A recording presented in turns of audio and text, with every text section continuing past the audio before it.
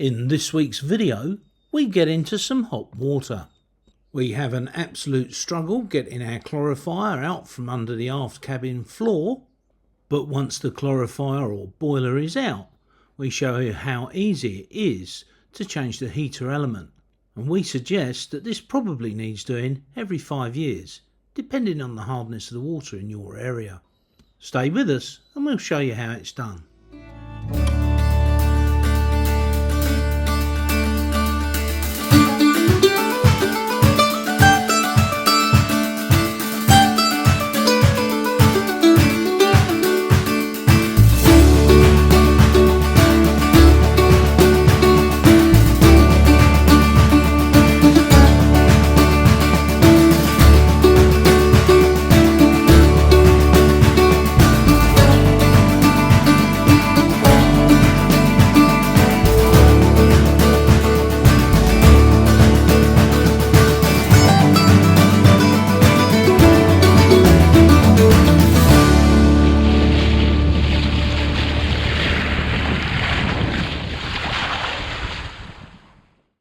So a clarifier or boiler heats the water using hot water from the engine, but it also uses an electrical element.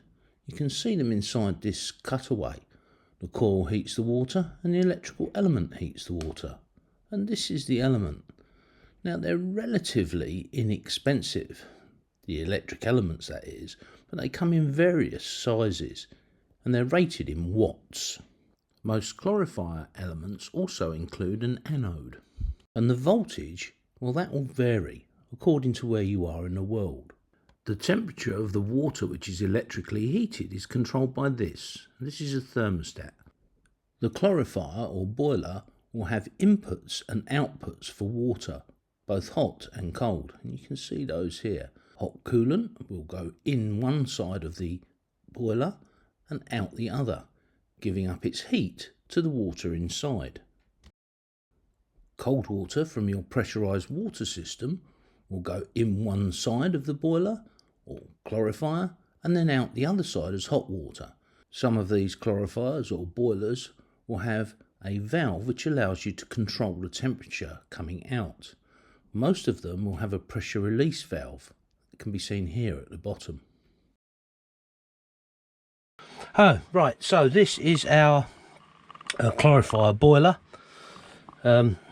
It's tucked away near to our diesel engine, diesel tank. These are heater pipes for our diesel heater. I've taken all the insulation off, extra insulation off of this.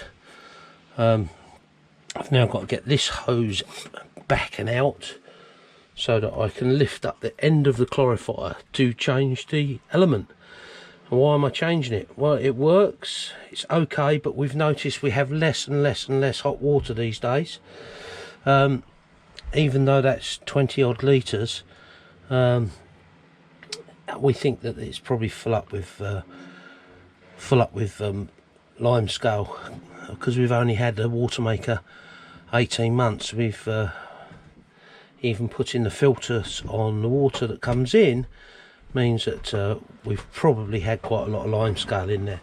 So I shall remove this pipe and then remove these pipes which are all press fit. Hopefully be able to just get the spanner onto the heater and the thermostat and draw them out, have a look inside, and hopefully be able to vacuum the inside out without having to take the whole thing outside and flush it through and what have you. So there we are, halfway through the job. Let's show you in 10 minutes time when I'm a bit further forward. Well, after a lot of toing and froing, I managed to get the tank out, and it's there. I've got the electrical connection just to disconnect. It's already switched off, both at the double pole switch and at the mains. As you can see, all that pipe work goes across the back there, and the hole that it comes out of is smaller than the hole that it sits in, if you know what I mean. So I literally had to jiggle it to get it out. it must be put in before this seat is put in. That's the only thing I can see. The base of this seat. So our aft cabin goes back there about, I guess, another 5-6 foot. It's incredibly big. But yeah, I have found some interesting bits. A tiny little nut, I think that's off of there, and a washer. So yes, what a pig. Let's get this disconnected and get it out in the light. Show you what it's like. Oh, got it out of the boat. As you haven't seen where we are, we're sat up pretty high. That's the sea behind us, sea wall there. Put it carefully down on the side, and of course it immediately leaked all brown water out of the engine coil which is inside. So that's what it looks like there. Let's show you. We have engine coolant in and out. It's those two. Then the temperature gauge here, that's for the out. 2 colds go in there. This is the pressure valve, pressure release valve. Tells you which way to do it. It'll only go up to a certain thing, but yeah, that just releases any pressure that's too much. It blows it back out of one of these. I can't remember which one now. So this is the thermostat. The thermostat looks like it was set at about 75 degrees Celsius. That's quite hot. No problems with that. 2 pins there, look, that just push into the heater element, and that is the heater element. So that's 2015 to present day. It's not that bad. There is some nasties there. And the anode is completely gone, so it could have done with some changing a while ago. Still working, but buggered. We'll have a look inside. Well, I don't think you'll see inside with the camera. You need an endoscope to see in there. Yeah, it's you won't see in there, but let's have a look, see what we can flush out of it. Oh, as promised, I'll bring you back in a minute. I'll take this cover off and get it down on the floor, wash it out. Hey ho. Okay, chaps. Where are we? Okay, chaps. Next bit up. This is I forgot to mention this. This is what you'll need to get the heater stat casing out. Obviously the thermostat is just pulls away, but to actually get the heater element in, and this is a new one, you'll need a 55mm box spanner. This is actually 2 in 1. It's got one at both ends, and myself and Dean bought a couple of these, and I think Dean's still got one for sale aboard TZ. But anyway, yes, we saw them on sale and grabbed them quickly. This is the new heater element and anode. I'm just trying to get all these hairs off, and I'm going to try and show you what it's like inside now. So I've put some hydrochloric acid in there.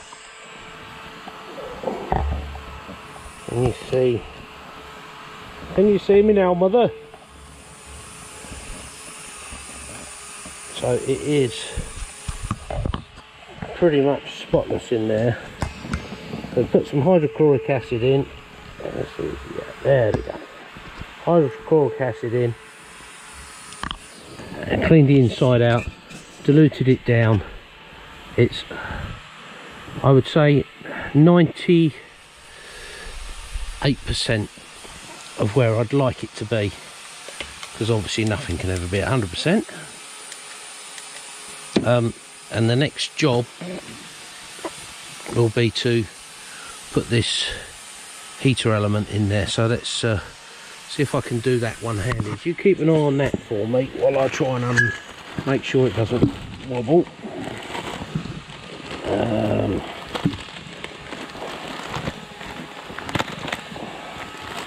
There we go.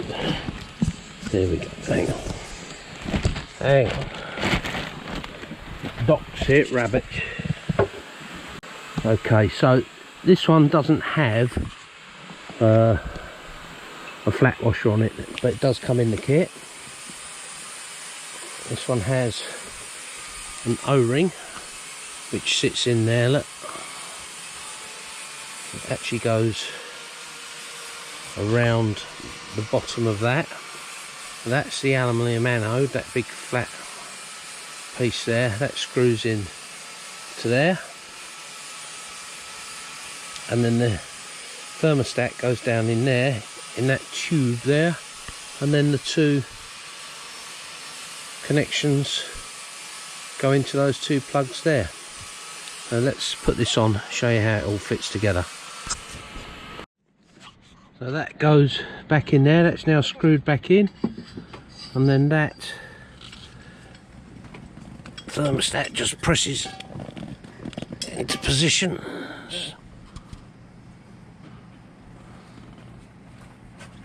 A bit tight, but yeah, that's it. I think it wants pressing down a bit more. A bit tight.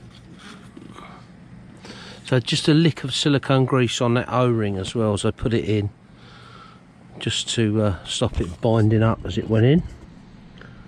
So I'll push this down and then we'll put this back in again. Bob's your uncle. Oh my goodness me, that is such a good song.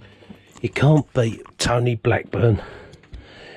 80 odd years old and still a rocking. Sounds of the 60s. I just love it. Anyway, right. Let's get some light on in here. Now. Okay. So I have the heat duct in to reconnect down in there. You can see. So let's get hot water. That is the bathroom.